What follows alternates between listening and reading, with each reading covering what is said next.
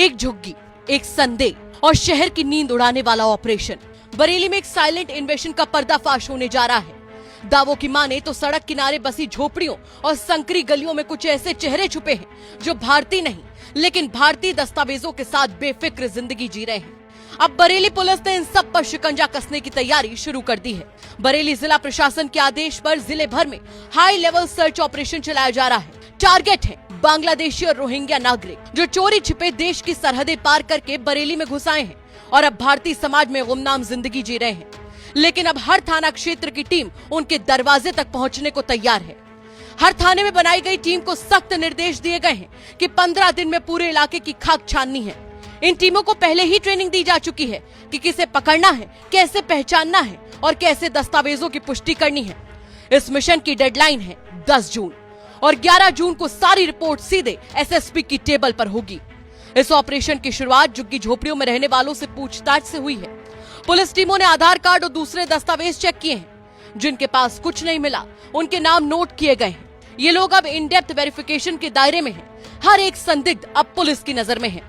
अगर किसी पर भी विदेशी नागरिक होने का शक होता है तो उसे डिटेंशन सेंटर में भेजा जाएगा, जहां 30 दिन तक नागरिकता की जांच चलेगी और अगर पुष्टि हो गई कि वो विदेशी है तो उसे सीधे बॉर्डर भेजने की तैयारी होगी। पहलगाम हमले के बाद सरकार ने पाकिस्तानी नागरिकों पर सख्ती दिखाई थी। अब इसी कड़ी में बांग्लादेशी और रोहिंग्या नागरिकों की धरपकड़ का यह अभियान शुरू कर दिया गया है। केंद्र से मिले डायरेक्शंस के मुताबिक अब बरेली में भी अवैध घुसपैठियों की तलाश तेज कर दी गई है। दावा तो यहाँ तक किया जा रहा है कि अगर किसी विदेशी ने गलत तरीके से भारतीय दस्तावेज बनवाए तो न सिर्फ दस्तावेज रद्द किए जाएंगे बल्कि उसके खिलाफ एफआईआर करके उसे सलाखों के पीछे भी भेजा जाएगा। इस ऑपरेशन में एलआईयू यानी लोकल इंटेलिजेंस यूनिट की टीमें भी शामिल हैं। पूरा अभियान सीनियर अफसरों की निगरानी में चल रहा है।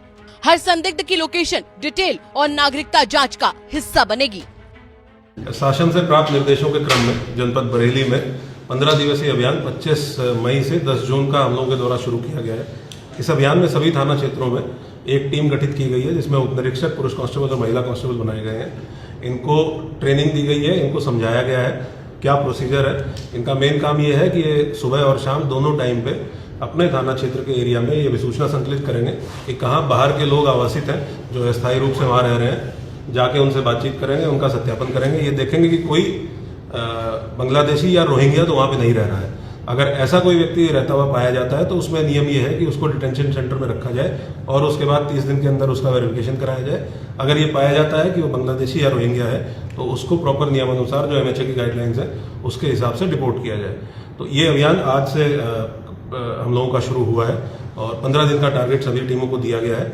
इसमें जो भी बाहर से आए हुए व्यक्ति हैं, अस्थायी रूप से आए हुए व्यक्ति हैं, कहीं डेरा डाल के रह रहे हैं, उन सबको कैंप लगा के रह रहे हैं, उन सबकी चेकिंग की जाएगी और बहुत डिटेल्ड रूप से इसमें एलआईयू की टीम भी अलग से सक्रिय की गई है। डिप्टी एसपी एलआईयू के नेतृत्व में इसको लगाया गया है। सीनियर ऑफिसर्स के पर्यवेक्षण में इस अभियान को चलाया जाएगा और जो भी ऐसे व्यक्ति मिलेंगे उनके विरुद्ध डिपोर्टेशन की कार्रवाई नियमानुसार की जाएगी। इसके दौरान अगर कोई ऐसे व्यक्ति भी मिलते हैं कि जिनके द्वारा गलत तरीके से कोई डॉक्यूमेंट्स प्राप्त कर लिए गए हैं तो उनके विरुद्ध भी एफआईआर पंजीकृत करते हैं हम लोग कठोर कार्रवाई सुनिश्चित करेंगे। बता दें कि अब की बात सिर्फ तलाशी नहीं, ये तलाश है उन चेहरों की जो नकाब ओढ़े बरेली की गलियों में घूम रहे हैं। कौन है ये लोग, कहां से आए हैं और सबसे अहम, क्या इनके पास वो दस्तावेज हैं जो किसी देश को हिला सकते हैं। 15 दिन बाद जवाब खुद सामने होगा, वो भी पुलिस की रिपोर्ट में। बरेली से कृष्ण गोपाल राज की रिपोर्ट, यूपी तक।